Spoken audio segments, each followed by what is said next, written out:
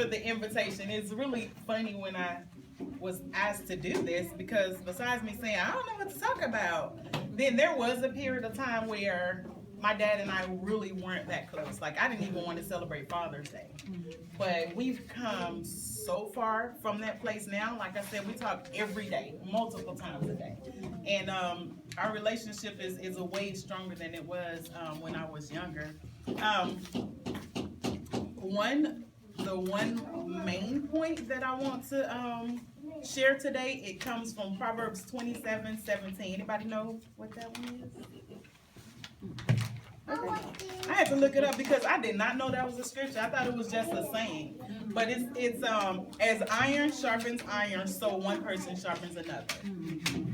And that has been the story of my life because, of course, we all know nothing comes with a parenting manual, and neither does relationships, especially that of a parent and a child.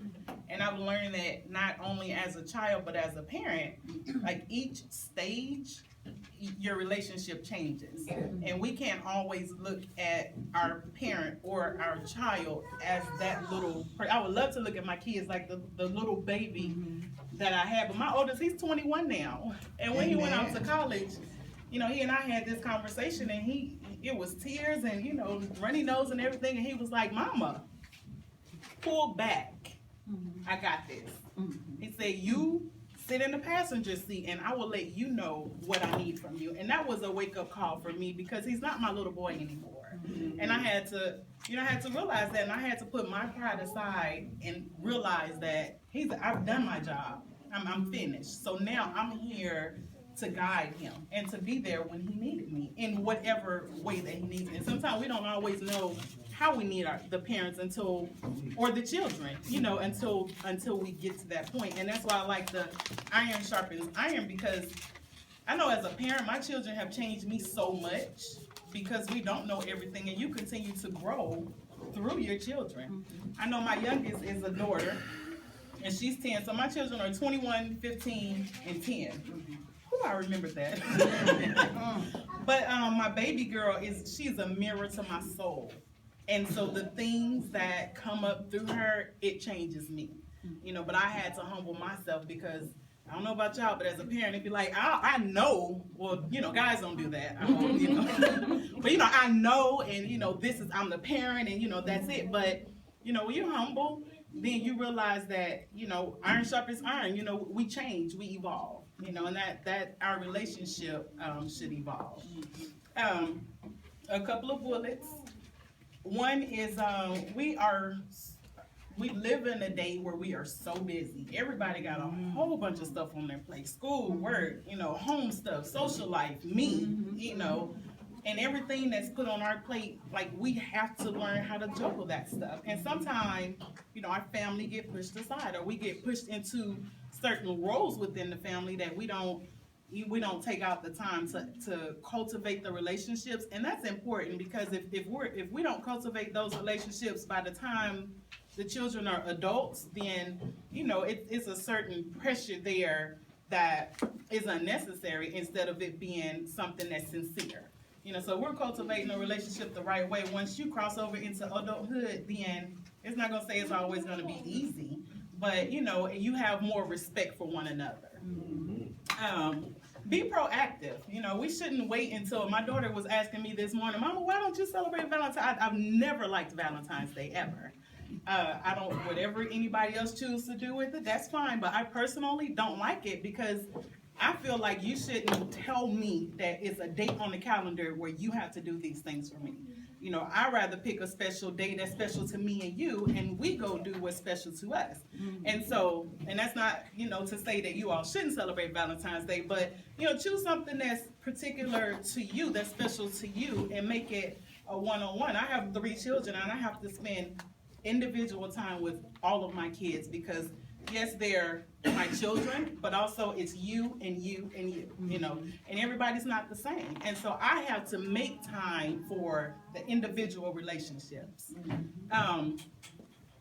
So be proactive, make an effort to take out the time to be, with your parent, with your children. And you know, as we get older, of course, roles change. So now my son can pick me up and take me places. It's not always me having to go, you know, and take him everywhere. And I'll tell you, back in November, I had two major surgeries a week apart, and one of them was me breaking my leg. So I was on a walker. I couldn't put any weight on. I only had my left leg. I couldn't use my abdomen. I couldn't use my right leg. And my children stepped up so much to the point where they were even picking me up and carrying me where I needed to be. Like my house ran like a well-oiled machine. They was fixing me breakfast in bed. They was making sure I was taken care of, and they did it in such a beautiful, loving way that, you know, it melted my heart, because I knew that they, you know, they were stepping up doing it out of love. So they didn't do it out of obligation. They did it out of love, and I was happy about that, because you never really know how things are gonna, you know, take a turn when you need them like that. So be proactive, take out the time to cultivate those relationships. And don't be to the point where, you know, we have to humble ourselves and realize that just because I'm daddy or just because I'm daughter, then I automatically deserve this or I automatically deserve that. You know, it's a work in progress for all of us. Synergy, work together. You know, all of us have goals. I have, again, you know, talking about my children, my daughter, she's 10, and she started her own business when she was 7. So she's been in her own business for 3 years, even to the point where she kind of felt like she didn't have to do her chores to earn money because she got her own money. Oh, mama, I can pay for our dinner. And I was like, okay, well, you still got to do your chores. But when she came to me at 7 with a dream, I could have told her, no, that's nonsense. We ain't got time for that. Or I could have decided to support her, which I did. And her business, I work for my daughter. She's 10, I work for her. Her business have taken off so much to where we consider hiring other people to work for us. But because I supported her dream, of course, everything, you know, we can't all participate in everything. But at the same time, just like our children have, just like we have dreams, our children have dreams too. And sometimes if we push that stuff back or push it away, you know, we may deter them from what they're trying to do in life. So let's work together and, you know, help reach certain goals. The other thing is compromise. You know, we all know that is a big word, but again, daddy's not always right, daughter's not always right, or vice versa. You know, sometimes you have to compromise. Sometimes it's a win-win situation, so you actually have to figure out how can both of us win from this situation. And reactions. We gotta watch our reactions when we respond to each other. You know, one thing that I had to realize, especially being the mother of sons, anytime you're dealing with two genders, you're a boy and I'm a girl. So right there's just going to be two totally different responses to everything. And it's not personal against me. It's just because you're a guy, you think differently. I'm a girl, I think differently. You know, and even with my daughter, I had to realize that even though she's a girl, she's still not me. So I still had to learn how to interact with her and how to respect her as an individual. And listen to each other. You know, sometimes we can get so caught up in what I got to say and what I think in my little world that we don't even take out the time to listen to what the other person is saying.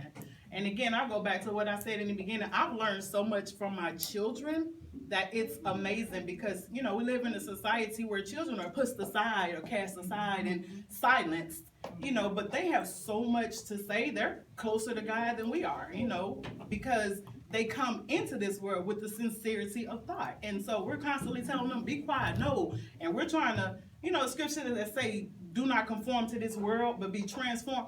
We do the opposite. We tell them, well, the world wants you to be like this and talk like this and think like this. And no, don't dream that way, because, you know, that's difficult. But then we have to take out the time to listen to them. And then it'll open up the door for them to actually communicate with us a little bit more. And then habits. Habits are things that we repeatedly do. Like I said about me talking to my dad every day, like I get into the habit. I wake up in the morning and I send him. My dad is a texter, which is so funny because growing up he just wasn't into that stuff, but like now he texts all day long.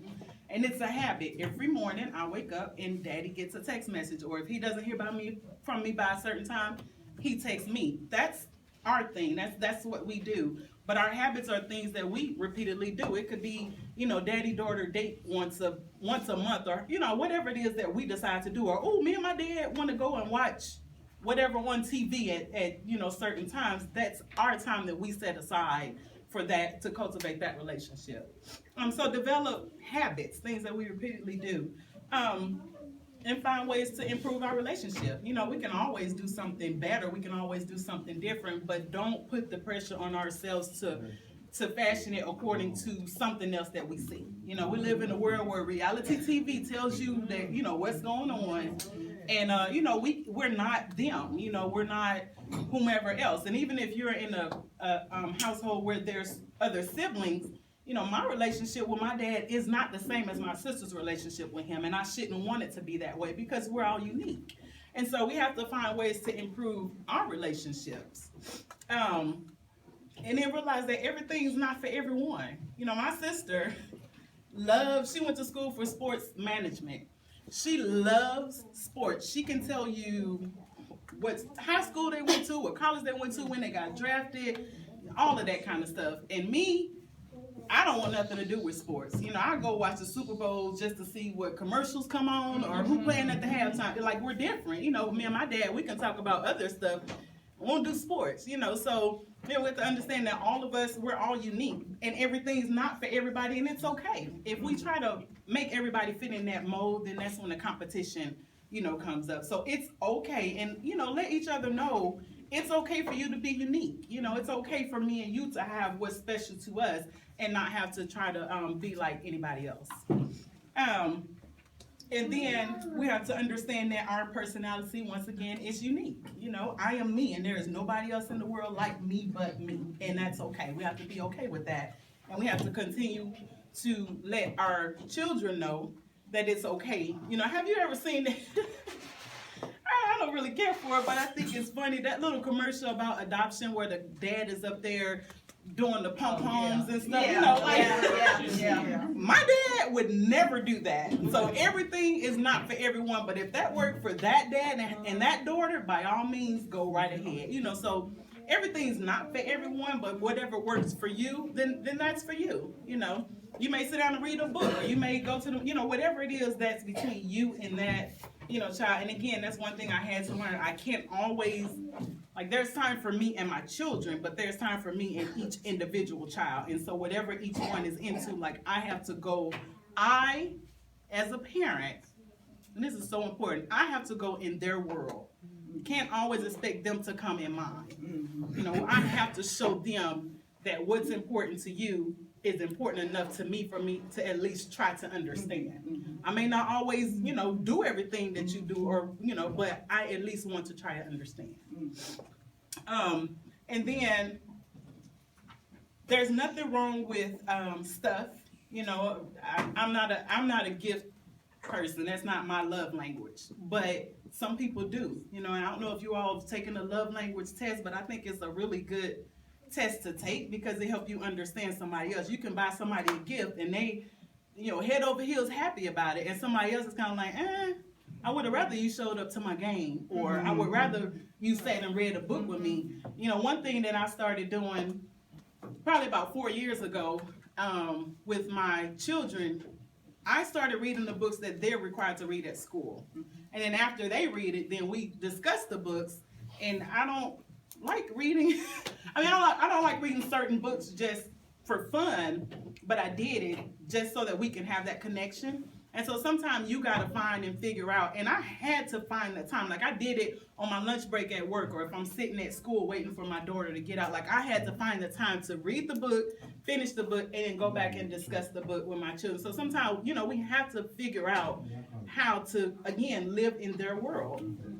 And I don't, that's all I have for today. Again, just going back to the, in the beginning where, in Proverbs where it says iron sharpens iron. The main thing for us to remember is that, yes, we're the parents. Yes, they're our children.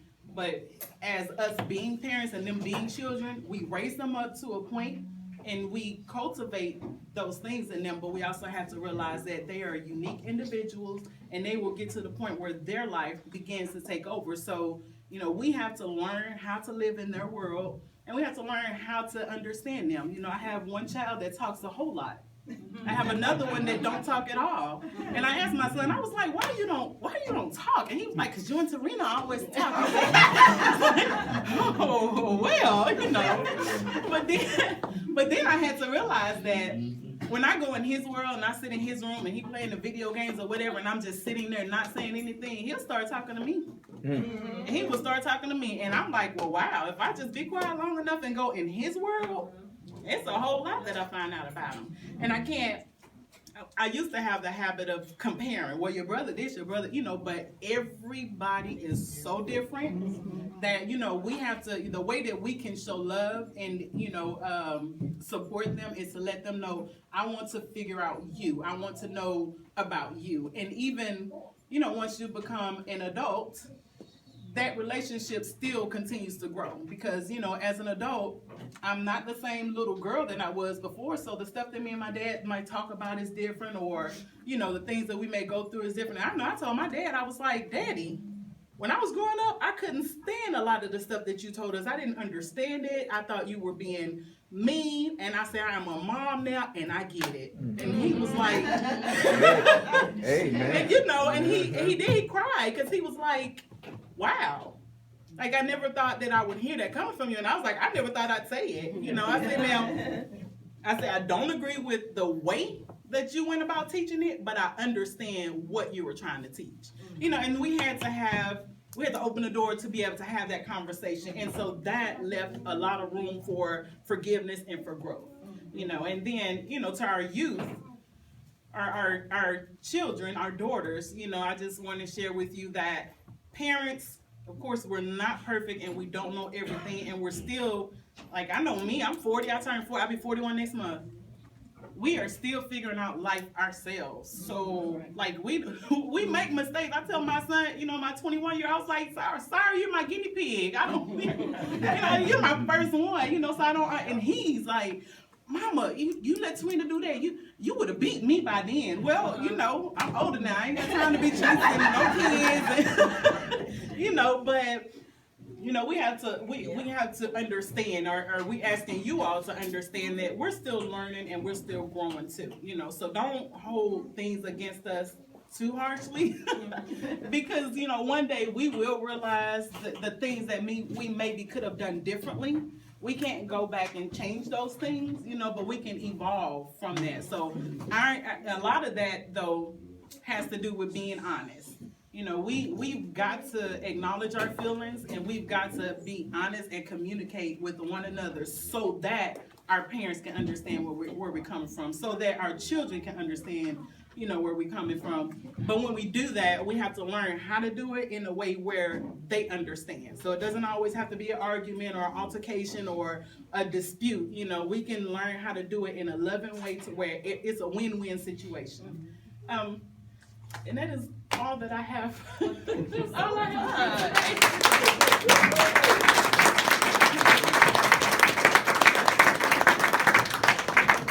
We have any questions from the audience? Yes, ma'am. What kind of business is your 10-year-old daughter? You know what? I have some cards. So she came home from school one day, and her assignment was to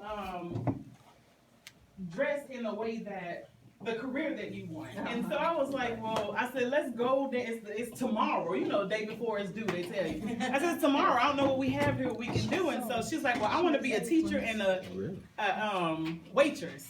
I said, well, teachers can wear whatever they want to, but waitresses, they wear aprons. So let's go get some fabric. Let's make an apron. So we went downstairs to the sewing machine, and, you know, I started to sew. And she's like, Mama, I could do it. And I was like, well, fine then. So she took that thread and she went through there, and I was like, what? How did you learn how to do that? She said, I will watch you. Because she never had a lesson. She said, I will watch you, and she got it. So she made the apron. We posted a picture, and her former daycare lady was like, oh, those are so cute. Will you make some for the daycare? I'll pay you. She was like, you'll pay me? Mm-hmm. So she got her first order of 5 aprons. Really? And then after that, we kept posting pictures, and people started, like, the furthest we've mailed was Texas. The largest order we had was Alba's house ordered 52 aprons. Really? 52. I was like, can y'all give us a couple of months because we do this in our spare. So then we went from that to making purses. Somebody wanted cornhole bags. We had to Google and figure out what, And so now people keep asking us to make this and make that and make that. And so that's how her business evolved. We made enough money to buy a monogram machine, so then we added that onto the business. And the goal is to go, she's in the 4th grade now, and she knows how to separate the money 4 ways. It goes back into the business. You get to spend some money right now. Mama gets her portion back because I'm your employee, and then you get put money in the bank to go to France. We're going to Paris. She speaks French, so we go to Paris after the 8th grade. But that she has short-term goals, she have long-term goals, and then she immediately gets to spend some of it. And that's why she be in the store like, I want shopkins. It costs $3 here. And then my 21-year-old. He started a t-shirt business. So he got the t-shirt press and all that stuff. Wow. And then my middle son, he's into culinary. So he bakes. so everybody has like I call it their side hustle. But everybody, I was like, well, if we gonna go with it, we gonna roll with it. And so, I support them. I was like, everybody got a business but me, but that's okay. They took care of me when I was down there. That's right, I'm Mama Judy. I am. So that's how her business started, and then it just kind of took off from there. Any more questions? Okay. Well, thank you everybody so much. And at this time, we're going to get ready for lunch. I'm going